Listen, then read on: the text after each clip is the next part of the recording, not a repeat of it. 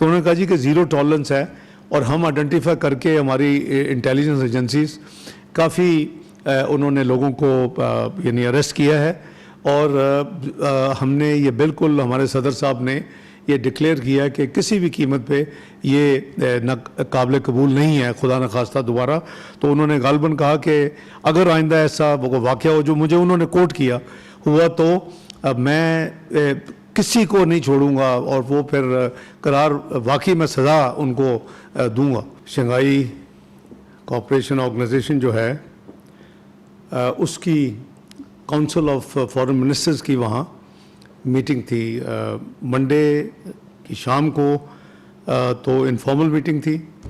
वज़ीर ख़ारजा वहाँ के जो हैं वो डिप्टी प्राइम मिनिस्टर भी हैं उनकी चेयरमैनशिप में, और असल मीटिंग जो थी वो ट्यूसडे को फिर उनके सदर साहब के ऊपर कॉल ऑन थी, और उसके बाद जो सारा प्रोसेस करना था। ये बेसिकली ये काउंसिल ऑफ फॉरेन मिनिस्टर्स की मीटिंग जो है वो पूरी जुलाई में जो आस्ताना में, क्योंकि उनके पास चेयर है, आस्ताना में जो हेड्स ऑफ गवर्नमेंट की मीटिंग है उसके लिए उसकी जो जितना प्रोसेस मुकम्मल करना, डॉक्यूमेंटेशन, एग्रीमेंट्स, MOUs व्हाटएवर, वो सारे का सारा प्रिपरेटरी वर्क जो है वो काउंसिल ऑफ फॉरेन मिनिस्टर्स करती है। तो वो उसके लिए मेरी वो विज़िट थी। लेकिन हमने जो ही मैंने अपने सफ़ीर साहब को यहीं से आस्ताना में मैसेज दिया था कि जो ही फॉरेन मिनिस्टर्स की मीटिंग SCO की ख़त्म हो, चूँकि वहाँ किर्गिस्तान के वज़ीर ख़ारजा भी तशरीफ़ ला रहे थे, और मेरी आपको याद है कि मेरी इतवार को भी उनसे बात हुई थी, हम तैयार थे जाने के लिए, लेकिन फिर उनके ख्वाहिश पे, उनकी एडवाइस पे हमने फिर अपने विज़िट को हम नहीं गए और विज़िट को कैंसिल किया। तो वो चूँकि वहाँ थे तो मैंने अपने सफ़ीर साहब को कहा था कि उनके साथ मैंने डिनर के फौरी बाद उनके साथ मैंने मीटिंग करनी है, बायलैटरल भी करनी है, और किर्गिस्तान में जो स्टूडेंट्स के हवाले से जो इश्यूज़ है वो भी डिस्कस करने। तो पीर की रात को ही हमारी मीटिंग करीबन 10 बजे के करीब हम फारग हुए तमाम फॉरेन मिनिस्टर्स की मीटिंग से। तो मैंने उनसे मीटिंग की, और वहाँ के जो वज़ीर ख़ारजा हैं उनको मैंने बायलैटरल तो चीज़ें हर एक के साथ होती हैं, वो इकोनॉमिक, ट्रेड, फ्यूचर क्या करना है, कैसे करना है, कैसे बढ़ाएं, वो तो था।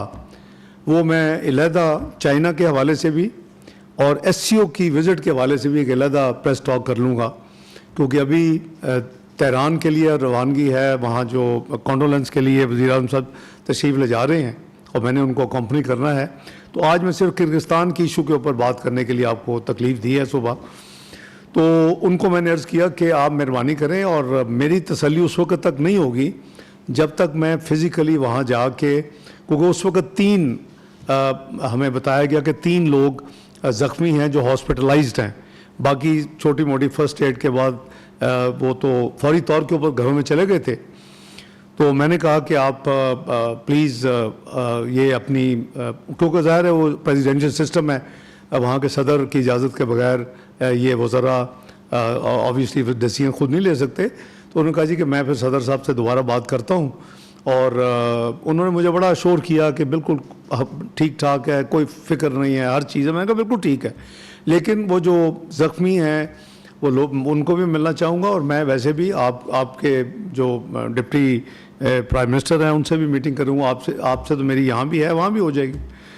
तो उन्होंने कहा जी मुझे आज रात का दिन दें, रात का टाइम दें, और मैं कल सुबह यानी मंगल की सुबह जब हमारी SCO की फॉर्मल सारी प्रोसीडिंग होनी थी, और वो 5 बजे तक हमारा सारा प्लान था, तो वो मैं आपको सुबह बता दूँ।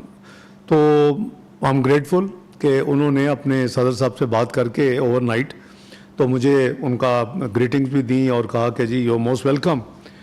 तो मैं फिर जो मामले की नज़ाकत थी उसको देखते हुए, क्योंकि अगर वो अलहदा पहुँचते, बाद में पहुँचते, मेरे काउंटर पार्ट हैं, उनकी मुझे ज़रूरत थी, तो मैं उनको अपने साथ ही लेके 5 बजे मैं आस्ताना से बिश्केक रवाना हो गया, और वो करीबन डेढ़ घंटे की फ़्लाइट है और 1 घंटा टाइम डिफरेंस है।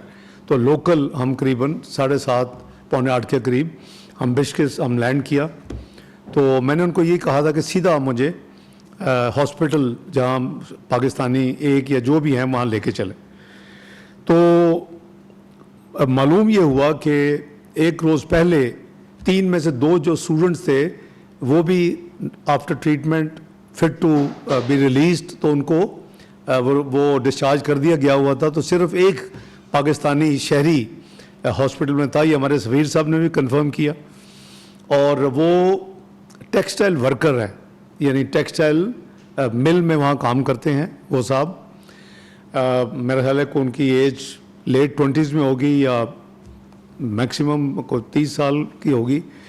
تو ان کا جو جبڑا تھا جو وہ بالکل وہ ہوا تھا فریکچر. تو انہوں نے اس بچے کی, اس میں بچے ہی کہوں گا, انیشل ٹریٹمنٹ تو کی ہوئی تھی. تو میں اس اپنے پاکستانی بچے کو ملا, اور وہ کافی ایموشنل تھا اور پریشان تھا کہ جی میرے جو والدین ہیں اوٹک میں کہیں رہتے ہیں وہاں, تو مجھے وہ بہت کہہ رہے ہیں کہ جیسی بھی حالت ہے آپ بس واپس پہنچ جائیں. تو میرے ساتھ چونکہ جب میں ہاسپٹل پہنچا تو وہاں کے ڈپٹی وزیر اعظم, وہ وہاں کہتے ہیں deputy chairman of the cabinet, تو ورچولی میرے ہم پلہ ہیں. تو ڈپٹی وزیر اعظم صاحب موجود تھے, انہوں نے ہیلتھ منسٹر کو بھی وہاں بلایا ہوا تھا, انہوں نے ایجوکیشن منسٹر کو بھی بلایا ہوا تھا, انہوں نے ریلیونٹ جو منسٹریز کے لوگوں کو بھی ہاسپٹل میں بلایا ہوا تھا. ان کو بھی پتہ تھا کہ میں نے یہاں سے پھر اسلام آباد بھی رات پہنچنا ہے کل, چونکہ آج تہران بھی جانا ہے. تو ان کی جو تھی کٹسی آفر کہ جی میں ایک رات رک جاؤں, وہ میں نے ادھر ہی بتا دیا تھا آستانہ میں کہ ممکن نہیں ہے, میں یہ سارا کام کروں گا, اس کے بعد میں جب بھی میں فارغ ہوں اسلام آباد جانا. تو میں نے ان سے پوچھا ڈپٹی وزیر اعظم صاحب سے کہ جی آپ اپنے جو میڈیکل عملہ ہے ان سے بات کر کے بتائیں کہ کیا یہ میڈیکلی اس بچے کو بھیج سکتے ہیں پاکستان, باقی اس کی ٹریٹمنٹ پاکستان میں ہو جائے گی, کیا اس پوزیشن میں ہے. تو انہوں نے آپس میں کنسلٹیشن کی 2-3 منٹ, تو انہوں نے کہا جی کہ ہاں آپ ان کو لے کے جا سکتے ہیں. تو میں نے پھر کہا کہ اپنی امبیسی کو, اپنے سفیر صاحب کو, کہ ان کے جو بھی پیپر ورک ہے امیگریشن اور جو بھی ہاسپٹل کا بھی سارا پروسیس کریں, کیونکہ اس وزٹ کے بعد میں نے ڈپٹی وزیر اعظم سے فارمل میٹنگ کرنی تھی تفصیل کے ساتھ, اور اس کے بعد میں نے ان کی وزارت خارجہ اپنے ہم پلہ جو وزیر خارجہ ہیں ان کے ساتھ بھی ملاقات ہوئی. تقریباً 1-1.5 گھنٹہ بھی لگنا تھا. میں کہ اس دوران اس بچے کا سامان اور اس کے جو ہاسپٹل سے جو بھی پیپر ورک ہے اور ساتھ جو لیگل اور جو امیگریشن سارا پروسیس مکمل کر لیں. تو اللہ کا شکر ہے کہ اس بچے کو, میں شاہ زیب اس کا نام ہے, میرا خیال ہے کہ وہ نیوز میں بھی رہا ہے وہ نام.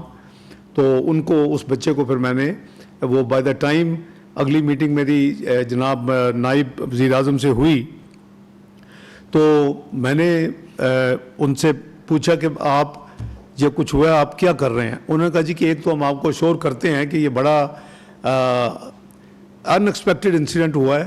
اسٹوڈنٹس کے درمیان پہلے چند دن پہلے کوئی چھوٹی موٹی کلیش ہوئی, اور وہ صرف پاکستان اسپیسیفک نہیں تھی, اس میں پاکستانی بھی اسٹوڈنٹس تھے, بنگلہ دیشی بھی تھے, انڈین بھی تھے, اور عرب اسٹوڈنٹس بھی تھے, عرب ممالک سے بھی اسٹوڈنٹس تھے.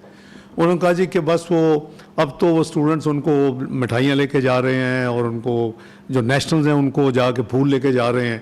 تو میں آپ کو بالکل 100% گارنٹی کے ساتھ کہہ رہا ہوں, جو کہ ہمارے سفیر صاحب نے بھی کنفرم کیا کہ بالکل حالات نارمل ہیں, کوئی کسی قسم کا فکر نہیں ہے, اور ساری چیزیں ٹھیک ہے. میں نے ان کو کہا کہ جنہوں نے یہ کیا ان کے لیے آپ کیا کر رہے ہیں. تو انہوں نے بھی مجھے اپنے صدر صاحب کے گریٹنگز بھی دیں اور میسیج بھی دیا. انہوں نے کہا جی کہ ان کے صدر صاحب نے پرسوں جب ہم آستانہ میں تھے تو ایک پبلک انہوں نے اسٹیٹمنٹ دی ہے یا اسپیچ کی ہے کہ اس طرح کا خدا نہ خواستہ جو واقعہ ہوا ہے اس کو میں کسی قیمت پہ ٹالریٹ نہیں کروں گا. یہ جو فورن اسٹوڈنٹس ہیں, یہ جو فورن ورکرز ہیں, وہ ہمارے بہت ویلیوبل گیسٹ ہیں. وہ اس ملک میں وہ آپ کنٹریبیوٹ کر رہے ہیں. جو ورکر ہیں وہ آبویسلی ان کی اکانومی کنٹریبیوٹ کر رہے ہیں, جو اسٹوڈنٹس ہیں وہ بھی انڈائریکٹلی کنٹریبیوٹ کر رہے ہیں. وہ فارن کرنسی میں فیسیں پے کر رہے ہیں, اپنے ایکسپینسز پے کر رہے ہیں, ان کے پیرنٹس بھجوا رہے ہوں گے.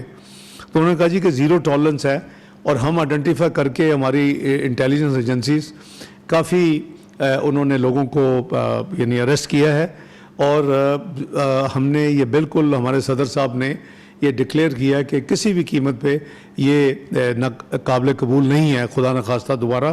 تو انہوں نے غالباً کہا کہ اگر آئندہ ایسا واقعہ ہو جو مجھے انہوں نے کوٹ کیا ہوا تو میں کسی کو نہیں چھوڑوں گا، اور وہ پھر قرار واقعی میں سزا ان کو دوں گا.